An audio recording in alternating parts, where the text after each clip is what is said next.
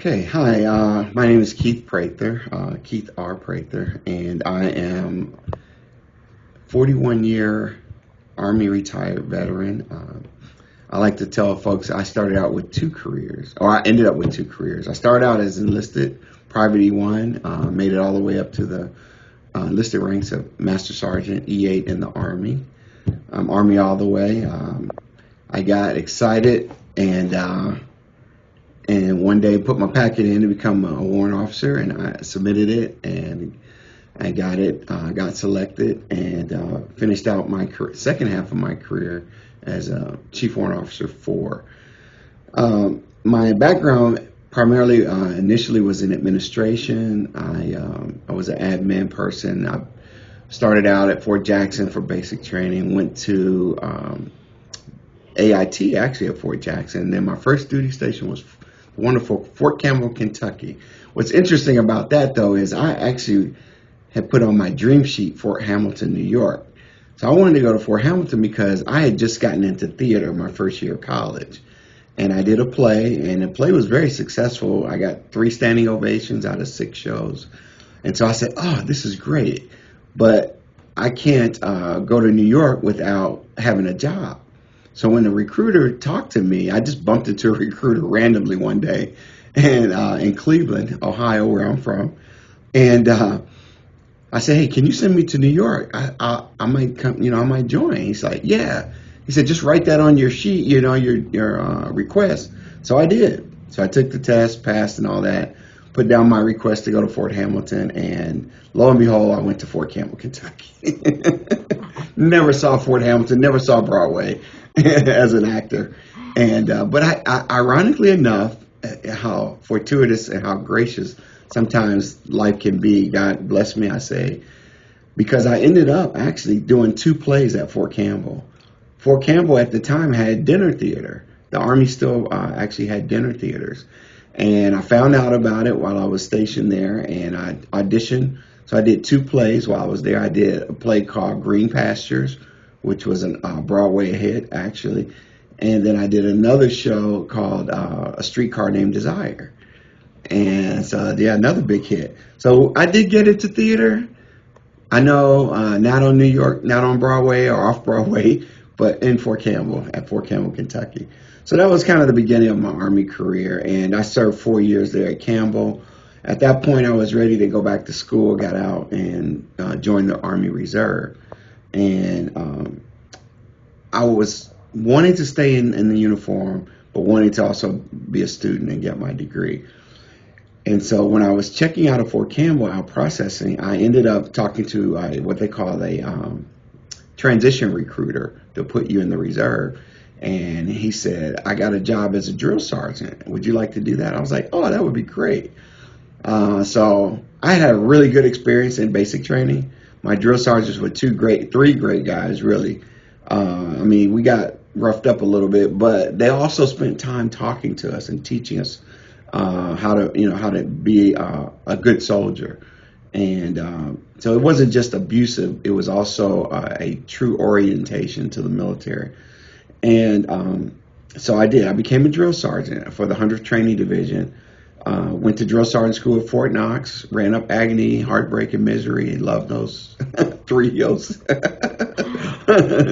I still remember them today. But it was great to graduate and get my round brown, as they call it, my Smokey the Bear hat. And I did. I pushed troops for about 6 years. We were, being a reserve unit, we would go in the summer and we would fall in on whatever training they were doing, whether it was AIT or whether it was basic training, and we would take over the company at the platoon and march the troops, get them where they need to go, teach them the skills they needed. So I did that, and then at one point I met this young lady who was in a sister company of mine, and she was actually, her name is Nadine, and she was leaving the unit, she said. I said, "Oh, where are you going?" She said, "Oh, I'm going to Nashville," because this was at Fort Campbell where I was in the reserve at first. And I said, "Well, what are you going to do?" She said, "I'm going to become a journalist." I said, "Really? How's that work?" So she said, "Well, I don't know, but I'll introduce you to the guy that hired me." So she gave me his number. Back then, there were no cell phones. Everything was landline, and you really had to make an effort to move from one unit to another if you were really trying to advance in your career. So I called, his name was Major Bruce Higdon. And Bruce was a great guy. He was an incredible artist too. And he was the PAO at the time. So I called him. He said, yeah, come on down for an interview. I drove from Clarksville to Nashville.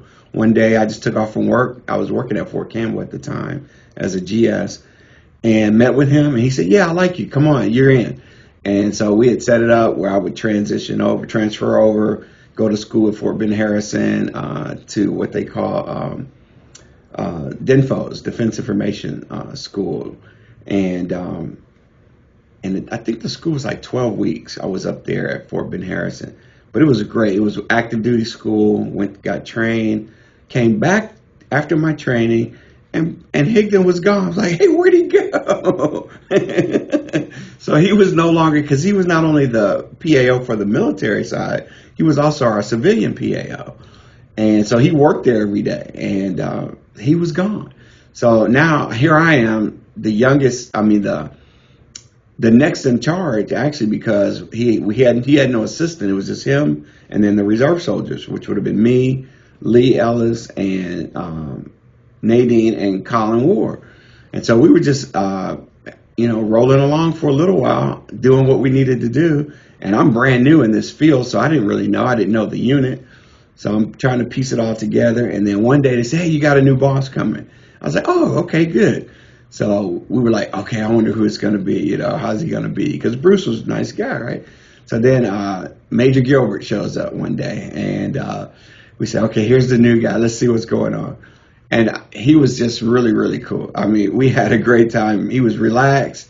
He was almost different from Bruce, but very similar demeanor. And he just welcomed us, and we started working on we used to publish a magazine called The Pace Setter.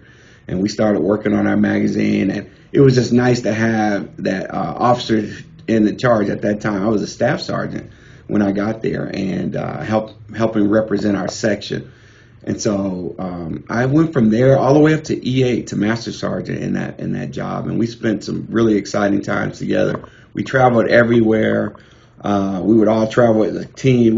He was always making sure we were all included as a team when we did our missions. And we covered Tennessee and Kentucky. It was really a wide territory.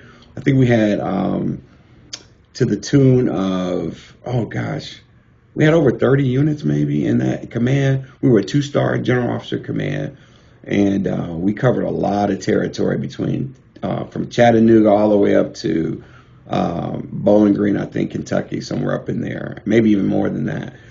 But the biggest thing out of that time, that tour, one of the biggest events we had was that we did this roundup, right? And we had a roundup at Fort Campbell, which was kind of a practice alert. And it was I can't remember what the mission was called, but Lee Greenwood came and he sang. He was like our entertainment for the weekend. But we were practicing assembling our headquarters in case of war, what we would do in the time of war.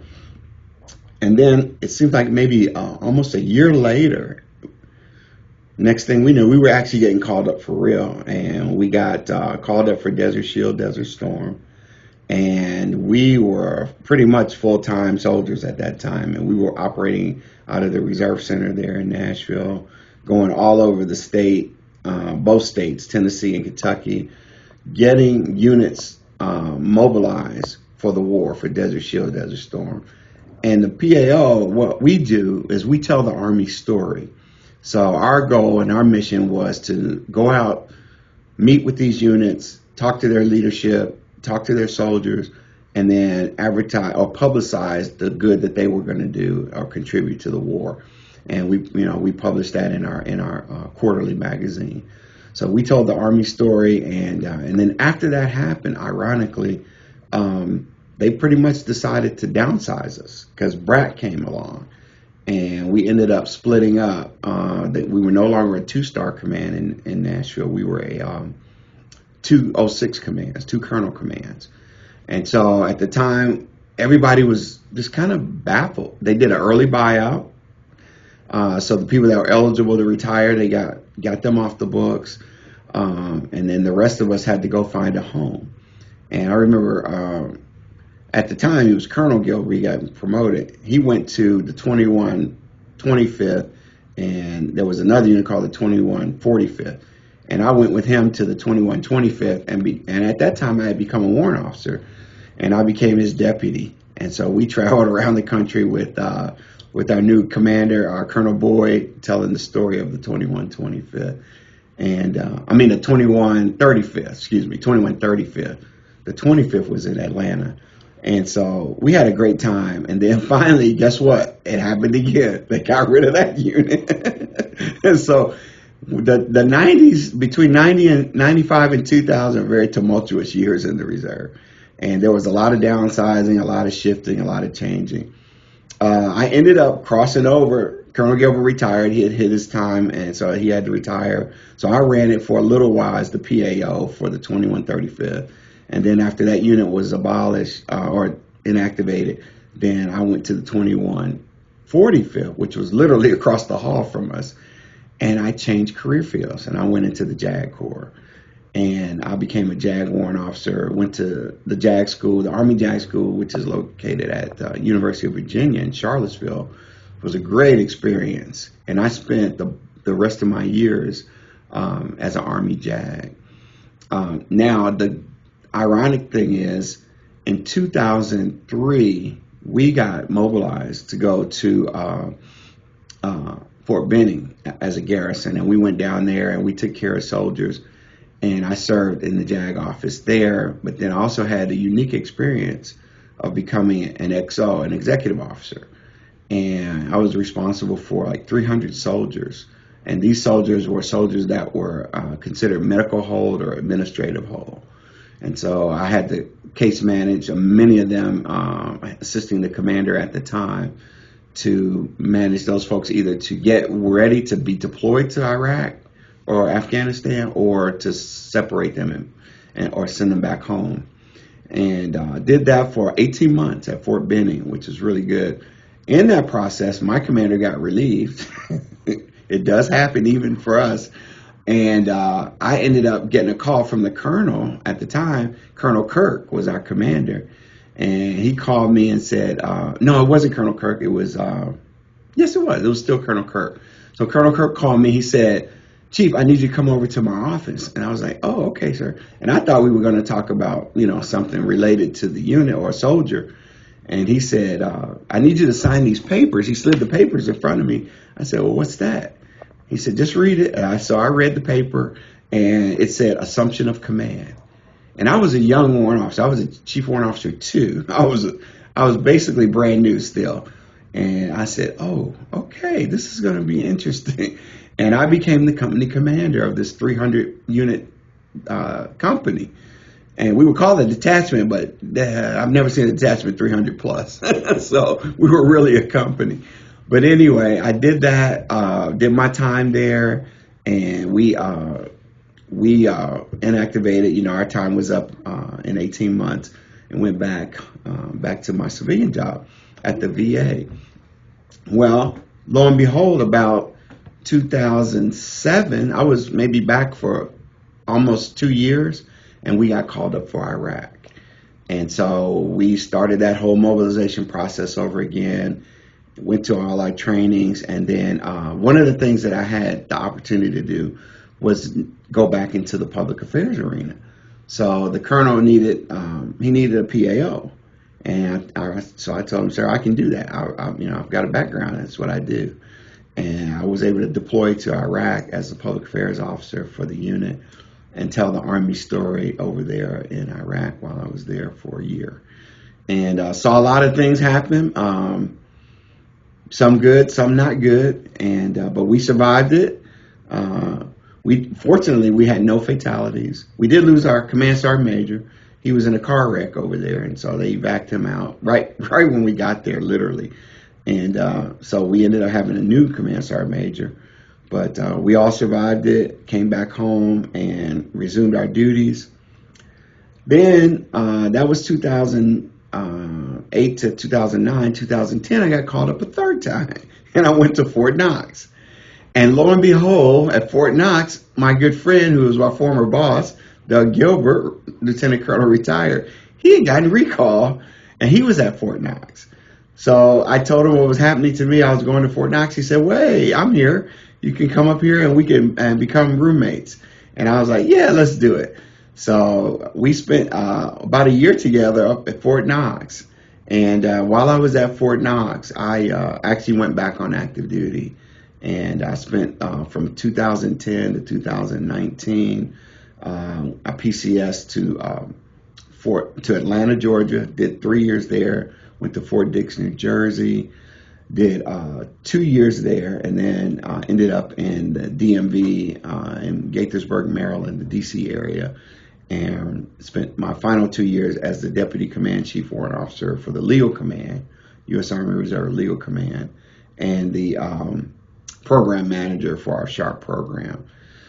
So yeah, it was fast, it was furious, it was fun. And people say, "Well, what do you think?" I said, "Yeah, I would do it all over again." So I enjoyed my military time. Now I'm retired, serving veterans and working with retirees in a different capacity. Currently, I have the honor of being the MOAA, Military Officers Association of America, Stones River Chapter President. In my last year, I've enjoyed it. I look forward to continue to serve. So I appreciate that.